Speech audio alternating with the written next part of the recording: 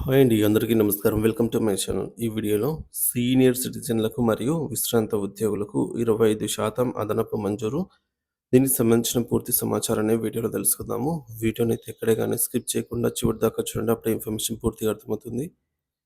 Video చూస్తున్న ప్రతి ఒక్కరు వీడియోకి లైక్ చేయండి ఫ్రెండ్స్. ఈ వీడియోని తోటి మిత్రులతో అయితే షేర్ చేయండి.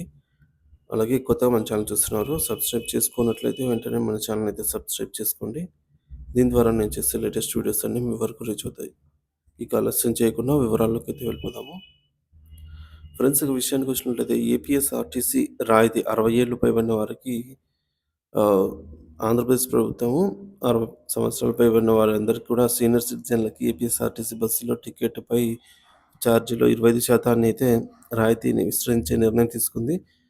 ఇప్పటివరకు ఇది ఏపీ వృద్ధులకు మాత్రమే కాక తాజాగా ఉత్తర్వుల ప్రకారంగా రాష్ట్రం గాని, ఇతర రాష్ట్రాలు వృద్ధులకు గూడా అంటే పక్క రాష్ట్రాల్లో వాళ్ళు గూడా ఇక్కడ ప్రయాణం చేస్తున్నట్లయితే వారికి గూడా వృద్ధులుగా పరిగణిస్తూ ఈ రాయితీ అయితే వర్తింపజేస్తున్నట్లు స్పష్టం చేసింది.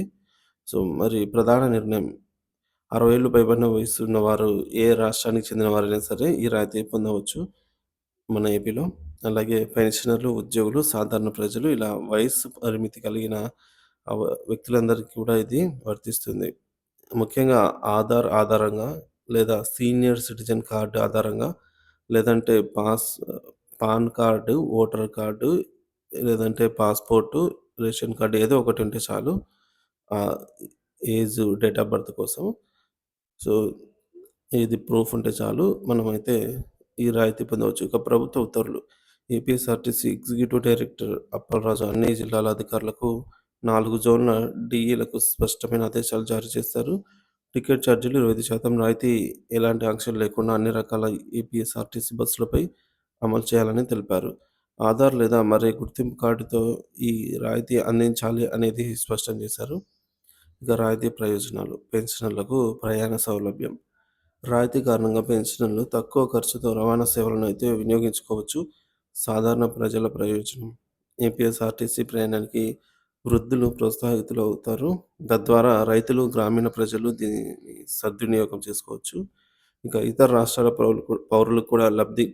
ఏపీలో ఇతర రాష్ట్రాల నుంచి వచ్చిన పర్యాటకులకు లేదా సీనియర్ సిటిజన్‌లకు కూడా ఈ ప్రయోజనాన్ని పొందగలరు. ఇక ప్రయాణంలో రాయితీ పొందేందుకు అవసరమైన పత్రాలు ఏదో ఒకటి ఉంటే చాలండి. ఆధార్ గానీ, సీనియర్ సిటిజన్ కార్డ్ గానీ, pan card, voter ID, passport ఏదో ఒకటి రేషన్ కార్డు ఏదో ఒకటి ఉంటే సరిపోతుంది. ఇక పరిమితులు, సవరణలు. ప్రత్యేక టికెట్ సీట్లు కూడా రిజర్వేషన్‌పై సమాచారం. సో, ఈ రాయితీతో పాటుగా సీనియర్ సిటిజన్‌ల కోసమే ప్రత్యేకంగా సీట్లను కూడా రిజర్వ్ చేసుకోవచ్చని ప్రతిపాదనలైతే ఉన్నాయండి. సో, బస్సులో వాళ్ళు ఎక్కడ కూర్చోవాలనేది. సో, ఇంకా వివిధ బస్సు సేవలకు వర్తింపనమాట. సంపూర్ణ రాయితీ సాధారణ పల్లె వెలుగు మరియు నగర సేవల్లో అందుబాటులో ఉంటుంది.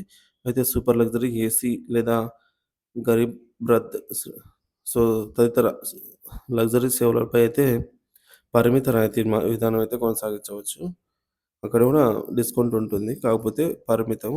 ఇంకా ఆన్‌లైన్ రిజర్వేషన్. టికెట్ బుకింగ్ కోసం ఆన్‌లైన్ గూడా రాయితీని మనము టికెట్ బుక్ చేసేటప్పుడు ఆన్‌లైన్‌లో గూడా ఏపీఆర్టీసీ వెబ్‌సైట్‌లో కూడా మనకు సేమ్ ఇదే రాయితీ వర్తిస్తుంది. అక్కడ మనకు సీనియర్ సిటిజన్ అనే కాలమ్ మీద టిక్ చేసినట్లయితే మన యొక్క any proof of ID number అడుగుతుంది. ఆ నంబర్ ఎంటర్ చేస్తే సరిపోతుంది.